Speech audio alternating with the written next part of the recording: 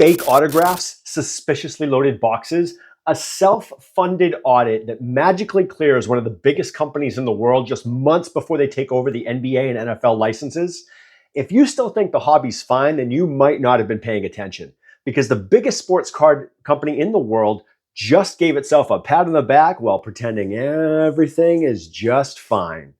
But the people, the hobby, we know better. So stick around to see how this all is going to play out.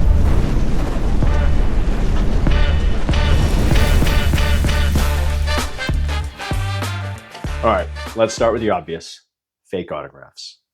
PSA recently rejected multiple Lionel Messi Topps Dynasty autos. Let that sink in for a minute. One of the most hyped products of the year could not pass basic PSA authentication. And it's not just Messi. NFL rookie Frank Gore Jr. went on record by saying his Topps Now card bearing his signature, he had nothing to do with it.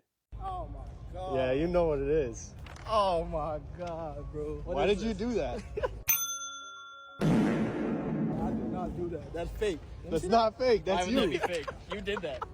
This for sure not my autograph. Look at this, Vindy. Do you think this is me? Penmanship awful. 100% fake.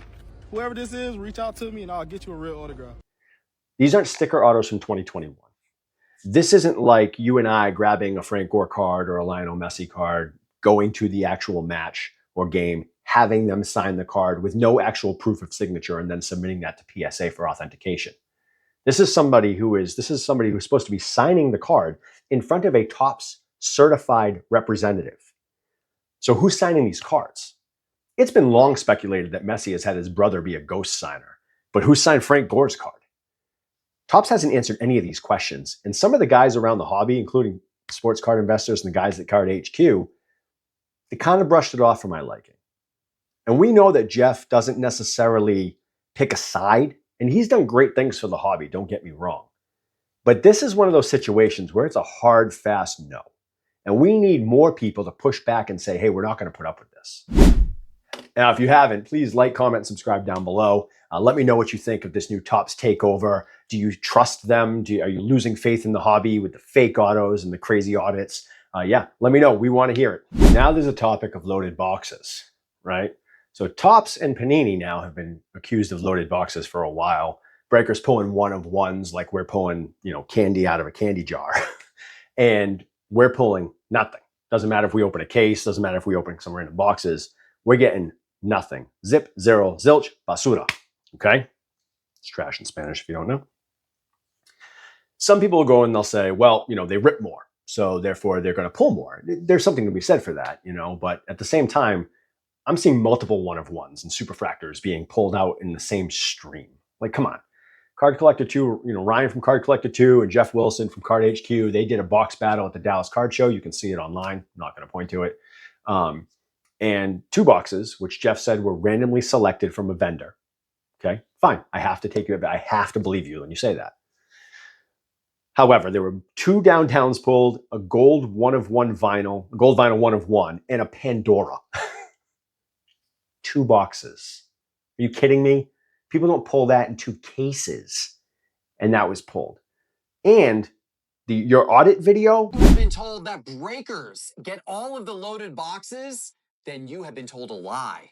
If you have been told that influencers get all of the loaded boxes, then you too have been told a lie. Was in relation to a Panini video, but the audit was for Topps. So you kind of lose a little bit of clout there. Call it for what it is. So what did they do to fix it? Well, they launched an internal audit. They paid KPMG to come in and audit their business, but they're known for accounting, not collectibles and authentication. There were no products listed, no methods shared, and no public report. Just a vague statement saying, everything's fine. Look at the silly monkey. It's not an audit, it's a press release. If a company pays for their own audit, they have a hand in the cookie jar. So take that for what it is. It's not like a federal audit coming in saying, your business is shady, we're going to look at you to make sure you're on the up and up. It's not like that at all. So let's be real. If a company under investigation hires their investigator, what do you expect the outcome to be? It wasn't like they're going to say, oh yeah, we juiced all those boxes. Like, never going to happen. And this is all happening right before Topps takes over and seizes control of the licenses of the NFL and the NBA. October 1st, Topps gets the NBA, and their first release is going to be some cardboard paper product. I'm sure it's going to be overpriced. And April 1st next year, it's going to be the NFL. The Fanatics, their parent company, isn't necessarily known for being very humble. This is a $1 billion monopoly that just brushed off fake autos, paid for their own clean audit, and lets the biggest hits magically end up in the hand of influencers. Some people are commenting that imagine if casinos got to audit their own slot machines. It's insanity. If they act like this when they're still earning our trust, what happens when they control the entire game? So we need to draw a line in the sand. The hobby doesn't need to be perfect. It just needs to be honest. And right now, we're seeing the biggest player in the hobby skate by on polished PR and influencer PR. So if you care about cards, speak up. Demand transparency. Or one day the hobby that you love, that you grew up collecting, won't look anything like it used to. And that's a messy situation. But until next time, keep sipping and ripping.